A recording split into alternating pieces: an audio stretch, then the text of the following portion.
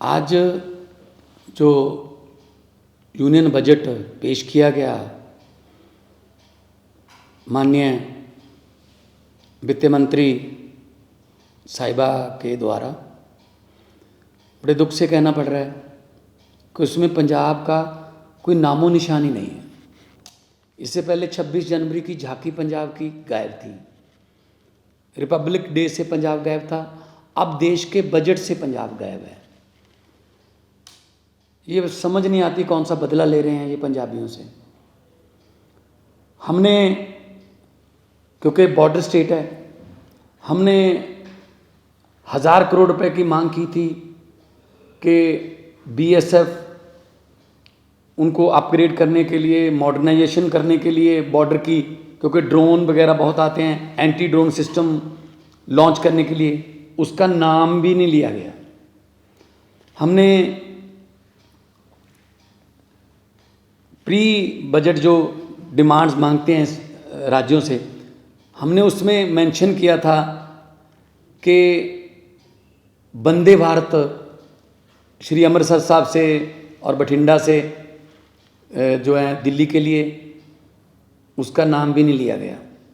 जब मैं बतौर मेंबर पार्लियामेंट वहाँ लोकसभा में था तो मैंने एक आइडिया दिया था जो कि रेलवे मंत्री साहब ने एक्सेप्ट भी किया था कि रिलीजियस टूरिज़्म के लिए बहुत एक 5 तख्तों को जोड़ने वाली एक ट्रेन चले, जो अभी तो जो श्री अमृतसर से नांदेड़ साहब जाती है उसकी 2-2 महीने की बुकिंग है।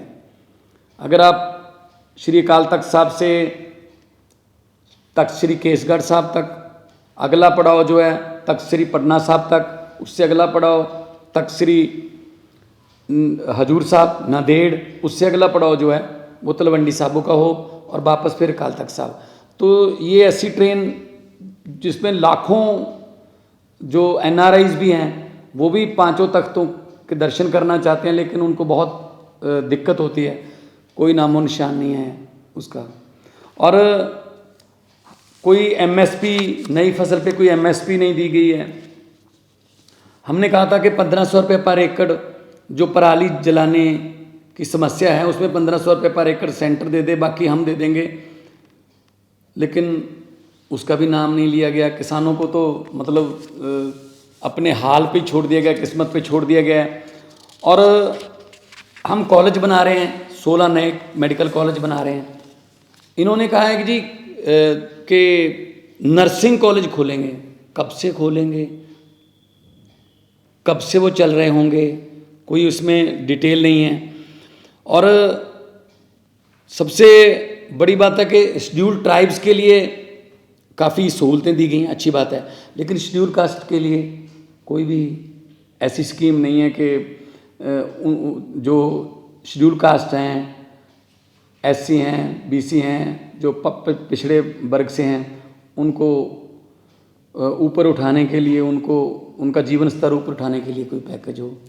तो सिर्फ कागज़ में लिपटा हुआ एक लिखती एक स्क्रिप्ट थी। इससे पहले भी बजट में पेश कहा गया था आने वाले 2023 में, 2024 में हम किसानों की आय दुगनी कर देंगे। कहाँ दुगनी की है आय उनकी? एमएसपी के नाम से तो ये सरकार, मेरे ख्याल में सेंटर सरकार जो है चिढ़ती है। तो किसानों से एक किस्म का बदला लिया गया है, क्योंकि उन्होंने आंदोलन किया था, इतना बड़ा आंदोलन किया था, तो किसानों के बारे में कुछ नहीं बोला गया, कोई एमएसपी नहीं दी गई। और पंजाब एक बॉर्डर स्टेट है, हमें बहुत चैलेंजेस हैं। हमारी पुलिस को अपग्रेड करने के लिए, हमारे बॉर्डर को अपग्रेड करने के लिए हमने एक सजेशन दिया था कि जो तार के पार 3-3, 4-4 किलोमीटर तार के पार ज़मीन है, क्यों ना तार को हम 200 मीटर तक ले जाएं। इंटरनेशनल लॉ है कि 150 मीटर तक आप लेके जा सकते हो, लेकिन हम कहते हैं 200 मीटर तक ही ले जाओ, ताकि जो तार के पार जिनकी ज़मीन है वो किसान जो हैं उनको आई कार्ड दिखा के, और बीएसएफ का भी टाइम उनकी फिस्किंग में, तलाशी लेने में जाता है, बीएसएफ खुद जाती है खेती करवाने के लिए, तो कि 200 मीटर तक तार ले जाएं तो बहुत सी ज़मीन जो है वो तार से इधर आ जाएगी, बहुत किसानों को फ़ायदा हो जाएगा। उसका कोई मेंशन नहीं किया गया।